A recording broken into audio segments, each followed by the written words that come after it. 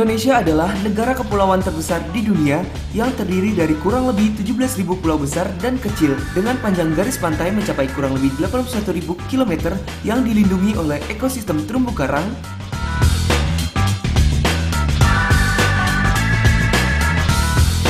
ekosistem padang lamun, dan ekosistem mangrove. Indonesia merupakan salah satu negara terpenting di dunia sebagai penyimpan keanekaragaman hayati laut tertinggi karena terdapat kurang lebih 2.500 spesies moluska, 2.000 spesies krustasea, 30 spesies mamalia laut. Luas ekosistem terumbu karang Indonesia diperkirakan mencapai kurang lebih 72.000 km persegi, yaitu sekitar 12-15% dari luas terumbu karang dunia.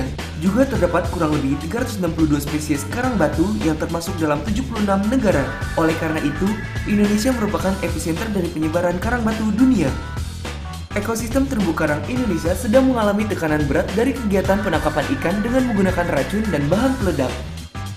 Selain itu, penangkapan berlebihan sedimentasi dan pencemaran juga merupakan ancaman yang tak kalah beratnya. Belakangan ini, diperkirakan hampir 25% dari kehidupan di ekosistem terumbu karang telah mati. Antara lain, akibat dari peningkatan suhu kurang lebih mencapai 4 derajat Celcius. Hasilnya menunjukkan bahwa kondisi ekosistem terumbu karang Indonesia telah mengalami kerusakan yang sangat serius. Ekosistem terumbu karang adalah ekosistem yang mengandung sumber daya alam yang dapat memberi manfaat besar bagi manusia.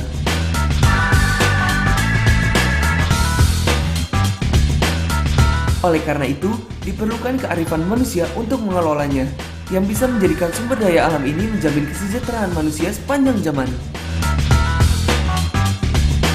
Masalah dasar yang dihadapi ekosistem terumbu karang Indonesia adalah kurangnya kesadaran terhadap ekosistem terumbu karang dari segi ekonomi, sosial, maupun budaya. Hampir tidak adanya pengelolaan terhadap sumber daya ekosistem terumbu karang. Penegakan hukum yang masih lemah terhadap peraturan perundang-undangan yang menyangkut pemanfaatan dan pelestarian. Pembangunan industri yang tidak terkendali di kawasan pesisir yang memberi dampak negatif. Kemiskinan masyarakat hidup di kawasan pesisir yang menyebabkan secara terus-menerus memanfaatkan sumber daya yang ada. Kurang adanya keinginan politis untuk menanggulangi masalah.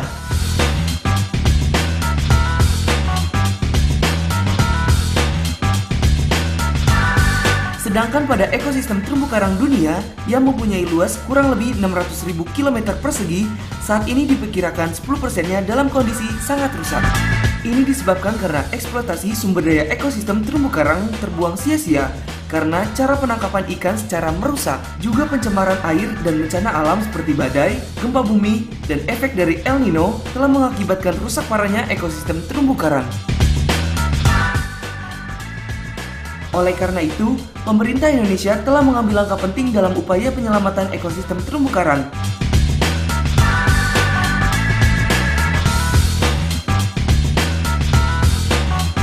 Antara lain melalui program CORMAP. CORMAP yaitu singkatan dari Coral Reef Rehabilitation and Management Program atau Program Rehabilitasi dan Pengelolaan Terumbu Karang. Ide awal pembentukan program CORMAP ini karena keprihatinan para peneliti kelautan akan nasib terumbu karang Indonesia yang semakin memburuk.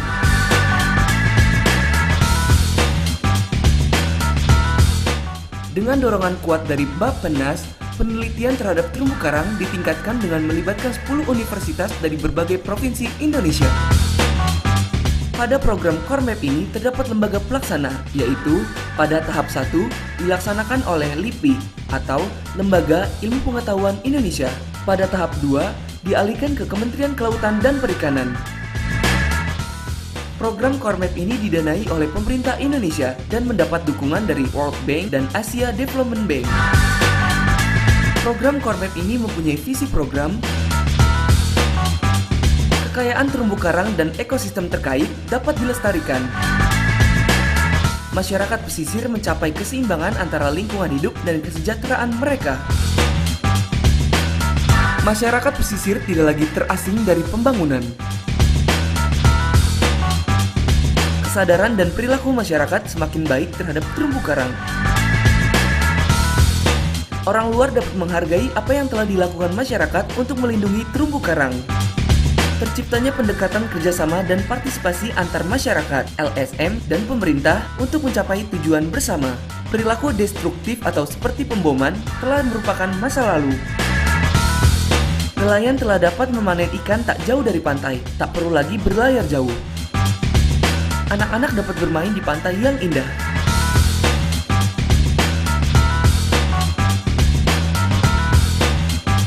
Program Kormap ini mempunyai desain PES pelaksanaan antara lain Kormap 1, Kormap 2, dan Kormap CTI. Pada Kormap 1 dilaksanakan dari tahun 1998 sampai tahun 2003 dan mempunyai tujuan membuka wawasan pentingnya terumbu karang, penyediaan data dan informasi awal. Pada Kormap 2 dilaksanakan dari tahun 2004 sampai tahun 2011 yang mempunyai tujuan menyediakan enabling environment untuk pengelolaan terumbu karang berkelanjutan, pengembangan sistem konservasi, pengelolaan terumbu karang berbasis masyarakat. Pada Kormap CTI dilaksanakan dari tahun 2014 sampai tahun 2018 yang mempunyai tujuan transformasi pengelolaan dan nilai tambah sosial ekonomi, pelembagaan output, internalisasi dan peraturan perundang-undangan dan kebijakan pemerintah, mendukung inisiatif regional CTI tahun 1998. Kormap CTI mempunyai 3 arahan program, yaitu perencanaan zonasi dengan tujuan menyiapkan alokasi ruang untuk investasi dan kegiatan sosial ekonomi dengan alokasi dana sebesar 10%. Pemberdayaan masyarakat lokal dengan tujuan meningkatkan pendapatan masyarakat, mengembangkan kekuatan civil society, dan berkembangnya koperasi sebagai share ownership dalam investasi perikanan budidaya, tangkap, dan wisata bahari dengan alokasi dana sebesar 48%. Penyediaan infrastruktur dasar dengan tujuan sebagai insentif investasi perikanan budidaya, tangkap, dan wisata bahari dengan alokasi dana sebesar 42%. Program Kormap CTI mempunyai 4 flagship, yaitu pertama, perlindungan dan pengelolaan sumber daya laut tentang pengawasan berbasis masyarakat. Kedua, pembangunan kedaulatan pangan laut tentang pengelolaan sumber daya ikan berbasis ekosistem. Ketiga, pengembangan ekonomi berbasis kelautan tentang aliansi usaha berkelanjutan. Dan keempat, kemitraan regional dan diplomasi tentang penguatan prakarsa segitiga terumbu karang.